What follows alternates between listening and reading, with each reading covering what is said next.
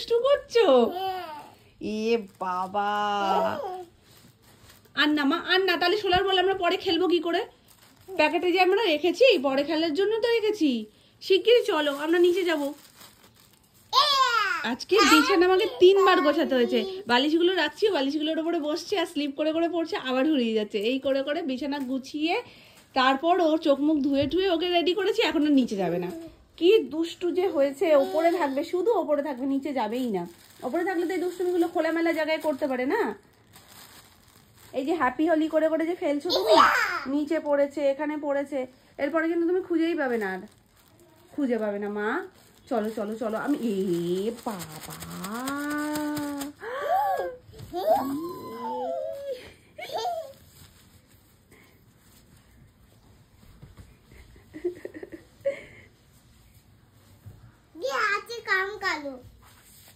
ঠিক আছে, হাসি কম, পুরো বন্ধ, হাসবোই না।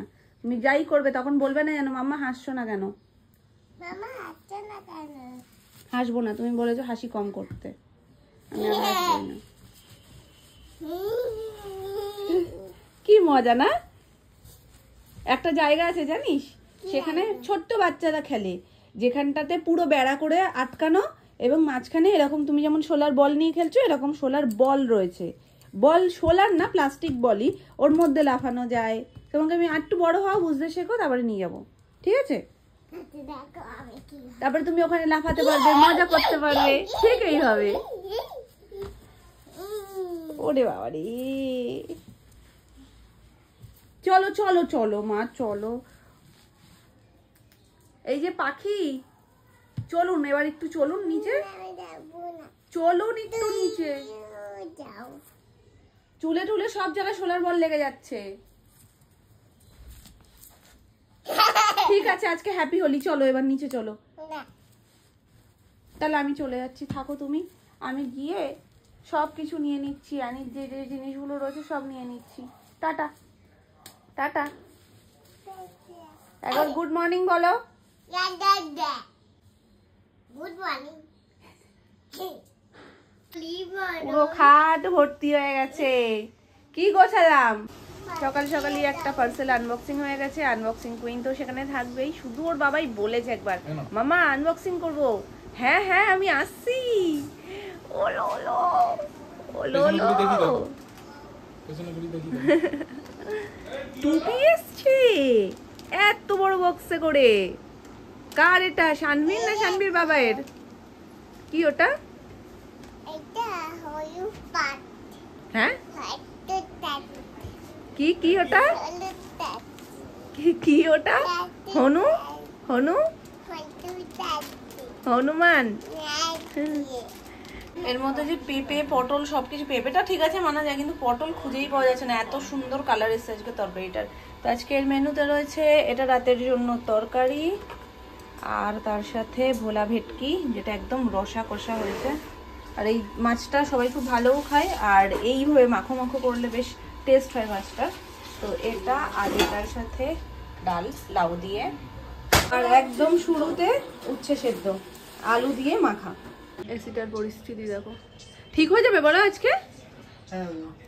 এই যে সব নিচে খোলা, দুদিন ধরে যা ভোগাচ্ছে, মাঝপথে এসি বন্ধ হয়ে যাচ্ছে, বারবার চালাতে হচ্ছে, বারবার বন্ধ হয়ে যাচ্ছে। সার্কিটে প্রবলেম হয়েছিল। আজ 2 দিন ধরে কি হচ্ছে বুঝতে পারছি না। সারা রাত্রে এই একটাই বড় ডিউটি হয়ে গেছে, যে মানে মোটামুটি 2-3 মিনিট 4 মিনিট কি 5 মিনিট ম্যাক্সিমাম থাকছে, আবার পট করে বন্ধ হয়ে যাচ্ছে এসিটা, আবার চালু করতে হচ্ছে, আবার ওরকম 2-5 মিনিট পর পর ওরকম বন্ধ হয়ে যাচ্ছে। তো প্রথম দিন হলো, তারপরে সকালবেলার দিকটা দেখছিলাম যে হচ্ছিল না। তো আমি বললাম মনে হয় ঠিক হয়ে গেছে। তো সুমনও জিজ্ঞেস করলো সকালের দিকে কি হচ্ছিল, আমি বললাম না হচ্ছিল না। তো আবার দেখি রাত্রিবেলা, যেহেতু রাতেই চলে, আর এখন ওয়েদার ভালো, যার কারণে সারাদিনে তো কোনো সময়ই লাগে না, আবার রাত্রিবেলা চালিয়ে দেখছি সেম প্রবলেম। তো আজকে সকালবেলায় ফোন করা হয়েছিল এমনি, কালকে যেহেতু অফ ডে ছিল, তো কালকে ডাকলেও হয়তো পাওয়া যেত না, আর মার্কেট তো বন্ধই ছিল। তো ওই জন্য আজকে আবার সকালবেলা ফোন করাতে এসে এই দাদাটাই দেখে টেকে গেছে কি প্রবলেম না প্রবলেম, আবার গেছিলো মার্কেট থেকে সেই জিনিসটা এনে আবার সেটা পাল্টে দিচ্ছে। তো মোটামুটি আর 5-7 মিনিটেরই মনে হয় কাজ রয়েছে, ওটাই মনে হয় লাগিয়ে ঠাগিয়ে বসে দেখছে যে হাওয়াটা ঠিকঠাক বেরোচ্ছে কিনা, আর বন্ধ হয়ে যাচ্ছে কিনা বারবার।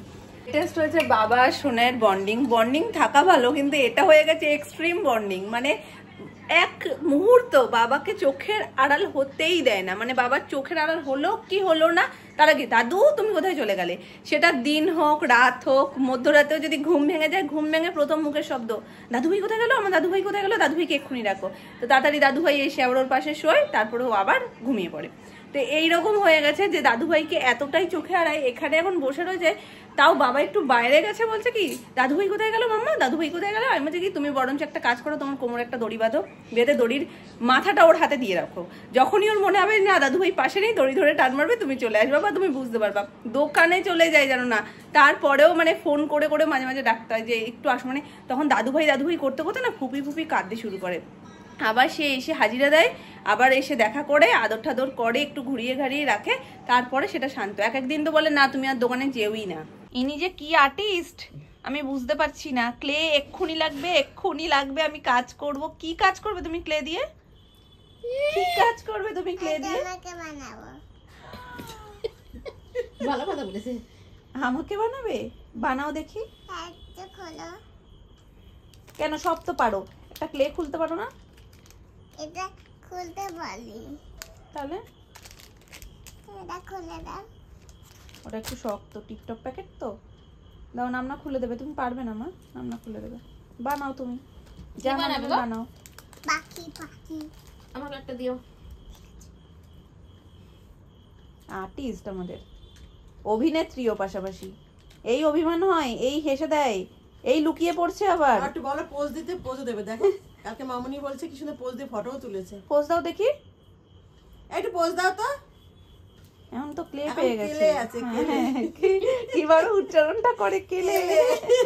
এটা পোজ দাও তো, ছবি তুলি। মামা, ও বাবা এখন বানাতে ব্যস্ত, একটা পোজ দিয়ে দাও। এই দেখি। ওরে বাবা। তো আমরা বেরিয়ে গেছিলাম কালীপুজোর টুকটাক শপিং করতে। যদিও প্ল্যানটা অনেক আগে থেকেই করে রেখেছিলাম বলে দুর্গাপুজোতে আমি কাজটা মিটিয়ে নেব ভেবেছিলাম, কিন্তু সেটা আর হলো কোথায়। যাই হোক, বেরিয়ে দেখলাম যে আমরা দুজন ম্যাচিং ম্যাচিং হয়ে গেছি, যেটা করে বেরোই না কোনো দিনই, কারণ ম্যাচিং করে বেরোনোর পক্ষপাতী আমি খুব একটা না। যদি সেম সেম পরবো এরকম আগে থেকে ভেবে চিনতে হয় না। আমার মনে হয় যদি মনের মিল থাকে ম্যাচিংটা এমনি এমনিই হয়ে যাবে, আর জামা কাপড়ের সাথে কী বা যায় আসে। মেনলি আজকে যাচ্ছিলাম আমরা গড়িয়াহাটে যাব শাড়ি কিনতে। তো একটা শাড়ি দুর্গাপুজোর সময় থেকেই আমি পছন্দ করে রেখেছিলাম যে ওই শাড়িটা নেব, কিন্তু ওই শাড়িটার কালারে খুব একটা আমার মানে মন থেকে শান্তি হচ্ছিল না। মানে যেরকম লালটা আমি চাইছিলাম, মানে একদম ডিপ লালটা, সেটা আমি পাচ্ছিলাম না। তো সেটারই খোঁজে আরেকবার যাওয়া। রাস্তায় বেরিয়ে দেখছি যে চারিদিকে প্যান্ডেল শুরু হয়ে গেছে, কিছু কিছু জায়গায় তো ঠাকুরও চলে এসছে। তো এত সুন্দর লাগে না, মানে বাড়িতে বসে থাকলে বোঝা যায় না যে বাইরে এত কিছু হয়ে যাচ্ছে। রাস্তা থেকে মানে আমাদের বাড়ি থেকে কুদঘাট যেতেই কত জায়গায় এত সুন্দর সুন্দর লাইটিং স্টার্ট করে দিয়েছে, শুধু এখনও জ্বলছে না বলে সেই ব্যাপারটা ফুটছে না, কিন্তু সামনাসামনি দেখলে না বোঝা যাচ্ছে যে কত ভালো লাগছে। যখন লাইটগুলো জ্বলবে তখন সেই আবার দুর্গাপুজোর মতন ফিলটা চলে আসবে। বলে না মায়ের চেয়ে মনের কষ্টের কথা সন্তানের আর কেউ বোঝে না, এটা একদম সত্যি কথা। তাই জন্যই তো মা ভিন্ন ভিন্ন রূপে বারে বারে আমাদের মাঝে চলে আসে। এই রাস্তা দিয়ে যেতে যেতেই দেখলাম এই রাস্তাটা টানা এত সুন্দর লাইট দিয়ে সাজিয়েছে, যেটা বলার মতো না। যখন এটা জ্বলবে না দেখার মতন লাগবে। আর আমার এই রাস্তাগুলোর দেখে গড়িয়াহাটের ঠিক দুর্গাপুজোর কথাটাই মনে পড়ে যাচ্ছে। পুজোয় 5টা দিন মাকে পেয়ে যেমন আমাদের মন ভরে না, মায়েরও মন ভরে না, যার কারণে আবার মা লক্ষ্মী রূপে এবং মা কালী রূপে মা বারে বারে আমাদের মধ্যে ফিরে আসে। কালীপুজোর বেশ টুকটাক কয়েকটা জিনিসপত্র কেনার রয়েছে। চারিদিকে প্যান্ডেল হওয়া আর লাইটিং মানে এখনো করছে দেখে মানে মনে পুজো পুজো ব্যাপারটা, ঘরে বসে থাকলে তো ফিল হয় না, কিন্তু বাইরে বেরোলে পুজো ব্যাপারটা কিন্তু ফিল হয়। তো যাই হোক, এখন প্রথম যাবো শাড়ির দোকানে, শাড়ি নেব। আর যেটা পুজো থেকেই প্ল্যান করা, কিন্তু পুজোর সময় আমি খুঁজেছিলাম যাতে আলাদা করে আমার কালী পুজোর আগে বেরোতে না হয়, একেবারে পুজোর সময় নিয়ে নিলে দুটো কাজ একবারে মিটে যেত। কিন্তু সেই সময় আমি যে শাড়িটা খুঁজছিলাম সেটা আমি পাইনি। এখনও যে পাবো সেটাও কোনো মানে সিওরিটি নেই। আমি বাড়িতেও কথা বলছিলাম যে এই কাপড় দোকান থেকে আমি শাড়ি নিই ওনার সাথে, তো আমি যে কালারটা চাইছি না এক্স্যাক্ট ওই কালারটা হচ্ছে না। আমি লালের ওপর খুঁজছি, আর লাল যেটা আসছে একটু ফ্যাট ফ্যাট করছে, মানে সেই ডিপ যে মেরুন লাল যেটা সেটা আমি পাচ্ছি না। দেখা যাক কি হয় না হয়। লাস্ট ব্লগে তোমাদের একটা কমেন্ট দেখলাম যে দিদি কোথা থেকে তোমরা উঠছো এবং কোথায় নামছো, মেনলি লোকেশানটা একটু শেয়ার করবে, তাতে বুঝতে সুবিধা হবে, কারণ আমি কলকাতার রাস্তা অত কিছু চিনি না। তো সামনে তো কলকাতার রাস্তা অতটা চিনি না, তো ব্লগের থ্রুতে সেটা চিনে যাব। তো তো ঠিক আছে, আমি নেক্সট যেখানে যেখানে যবে যাবো আমি ডেফিনেটলি তোমাদের সাথে শেয়ার করবো। আজকে আমরা প্রপার গড়িয়াহাটি এসেছি, আর আগের দিন গেছিলাম হাতারি, সেটাও গড়িয়াহাটেই। কালীঘাটে আমরা নেমেছিলাম, কালীঘাট মেট্রো স্টেশনে নেমে ওখান থেকে অটো ধরে মানে গড়িয়াহাটের দিকে আসতে যে কোনো অটোতেই তোমরা উঠে যাবে, আর হাতারি কিন্তু মাঝপথেই পড়বে। তোমাদেরকে লক্ষ্য রাখতে হবে শুধু আমরা ওদিক থেকে আসছি বাদিকে হাতারি পড়বে। তো আজকে আমরা এসেছি গড়িয়াহাটের মোড়টা একদম সামনে, তার থেকে একটু আগে। চলো, এখানে ফোন গাড়ি রেখে দিয়েছে।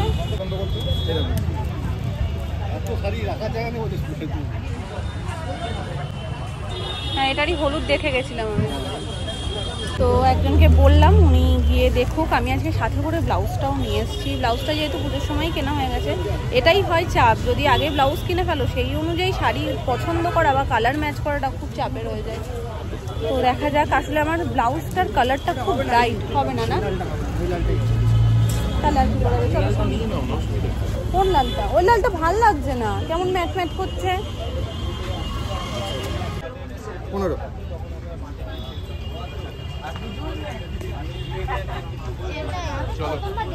বিলটা নিতে দাও।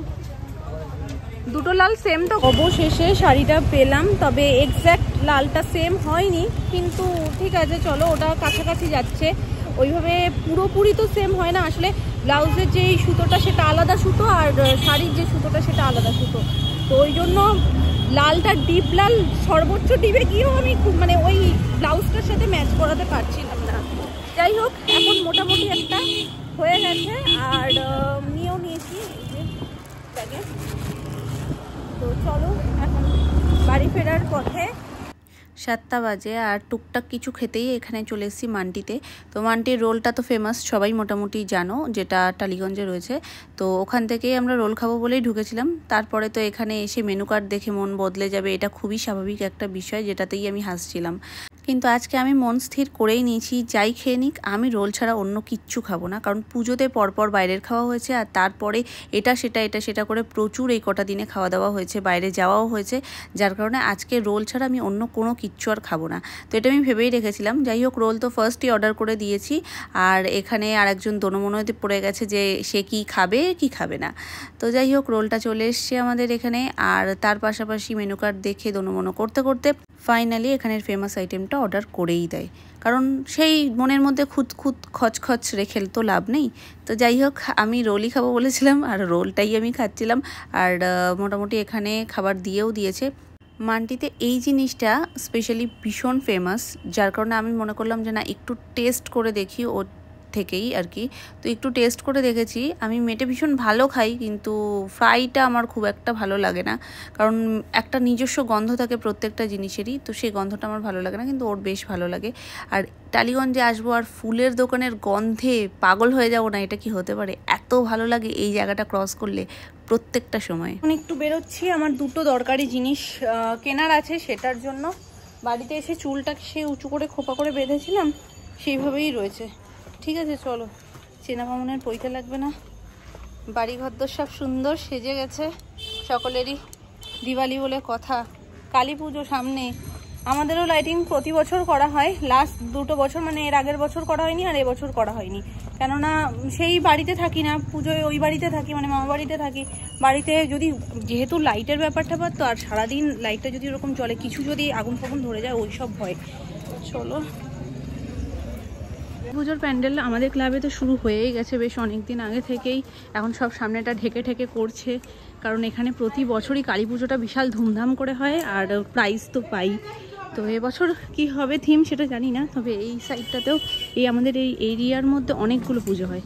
এই দিকটায় একটা হয়, আমাদের বাড়ির সামনে যে ক্লাবটা ওখানে একটা হয়। তো লাইট ফাইট দিয়ে দিয়েছে এখন থেকেই।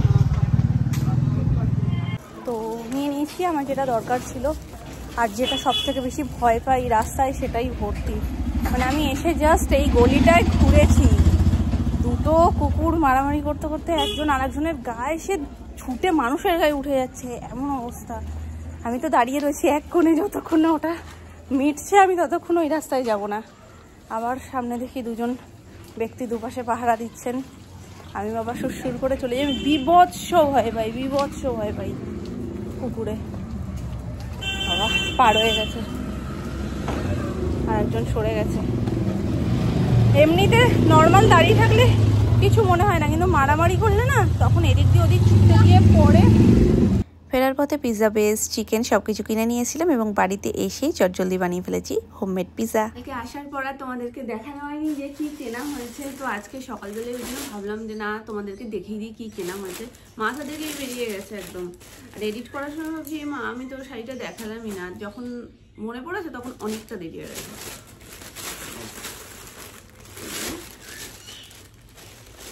এই দিক থেকে ভালোই হয়েছে।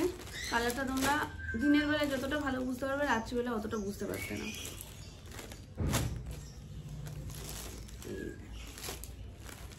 এটা হচ্ছে মলমল কটন, যার কারণে শাড়িটা না ভীষণ সফট, গায়ের সাথে একদম লেগে থাকবে।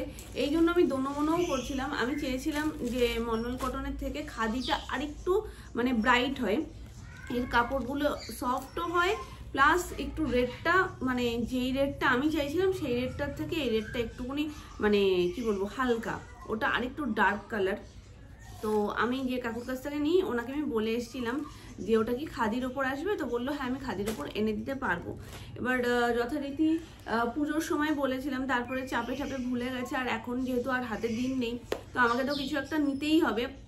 তাই আমি বললাম যে ঠিক আছে চলো, আমার যখন ইচ্ছেই এই শাড়িটা নেওয়ার তো আমি নিয়েই নিই। তারপরে কালারে একটু ওনার কাছে ফেড হচ্ছিলো বলে আমি অন্য দোকান থেকে নিয়েছি, সেখানে কালারটা মোটামুটি চলে এসছে। আর মলমল কটনের খুব বেশি ডিপ কালার হয় না, এরকম নিচে রয়েছে এরকম পমপম টাইপের। আর এই যে কালারটা, এই দুটো কালার সেম আছে, কিন্তু কাকুর কাছে প্রথম যেদিনকে আমি দেখেছি সেদিনকে এই কালারগুলো মানে এই পমপমের কালারগুলো খুব ডার্ক ছিল। তো আমি জিজ্ঞেস করেছিলাম যে এইরকম ডার্ক কালারটা হবে না, মানে এটা না ওইটার মতন ডার্ক কালারটা হবে না, তো তখন বলছে ওটা খাদি কাপড়ের রয়েছে আর এটা মলমল কাপড়ের রয়েছে, দুটোর সুতো আলাদা, দুটোর কালার টোনও আলাদা। তো এই হার্ট শেপের শাড়িটা নিয়েছি, মানে ছোটো ছোটো হোয়াইট হার্ট পুরো শাড়িটার মধ্যে, আর লাল পুরো শাড়িটা ভীষণ নরম, একবার পরলেই মনে হবে যে কতদিন ধরে আমি পরছি শাড়িটা। শাড়ি পরার পর কোনো কষ্ট নেই, সারা দিন চুটিয়ে পরো, কোনো রকমের কোনো গরম লাগবে না, কোনো কষ্ট হবে না। তো এইটার সাথে এই ব্লাউজটা দাঁড়ানি হাত এখানে ফেলে রেখেই যাচ্ছে। এই হচ্ছে গিয়ে এটার সাথে ব্লাউজ। কারণ এই যে ব্লাউজটা দেখছো এটা আমি পুজোর সময় তোমাদেরকে একবার দেখিয়েছিলাম, কারণ এই ব্লাউজটা আমি নিয়েছিলামই এই শাড়িটা নেবো বলে। তারপরে লাল সাদা এমন একটা কালার যেটা সবের সাথে খুব ভালো যায়, তো আমি ভাবলাম যে ঠিক আছে চলো নিয়ে আগে, তারপরে দেখবো ওখানে কি শাড়ি নিই না নিই। এটাই হয়ে গেছে আমার মহা সমস্যা, ব্লাউজ আগে কিনে ফেললে না শাড়ি ম্যাচিং করাটা খুব দায় হয়ে যায়। শাড়িটা কিনে নাও তারপরে ব্লাউজ ম্যাচিং করে কিছু একটা কিনে নেওয়া যায়, কিন্তু ব্লাউজ আগে কিনলে যে কতটা চাপ হয়ে যায় সেটা আমি আজকে খুব ভালো করে বুঝে গেছি, মানে কালকে আমি খুব ভালো করে বুঝে গেছি। তো এই যে এইভাবে যাবে, আর ফাইনাল লুকটা তো তোমরা পুজোর দিনই দেখতে পাবে। তো অবশ্যই জানিও কেমন হয়েছে। আর দুজনের নাম নেওয়ার আছে। তো প্রথম হচ্ছে পায়েল। পায়েল কমেন্ট করেছিলে দিদি আমি তোমার ভীষণ বড় ফ্যান, তোমায় ভীষণ ভালোবাসি, তোমার সাথে জানি না কোনোদিন দেখা হবে কিনা, নিশ্চয়ই হবে, তুমি একদিন চলে এসো আমাদের বাড়িতে, আর তোমার নামটা নিতে বলেছিলে তো আজকে নিয়ে নিলাম। আর তার পাশাপাশি আরেকজন হচ্ছে একদম খুদে সদস্য আমাদের ইউটিউব পরিবারের, তার নাম হচ্ছে সুকৃত, 19 অক্টোবর বার্থডে। হ্যাপি বার্থডে বাবু, খুব খুব খুব বড় হও, তোমার জন্মদিনের অনেক অনেক অনেক শুভেচ্ছা ভালোবাসা। তো চলো আজকের মতন ব্লগটাকে করছি এখানেই এন্ড। সবাই ভালো থেকো, সুস্থ থেকো, টাটা।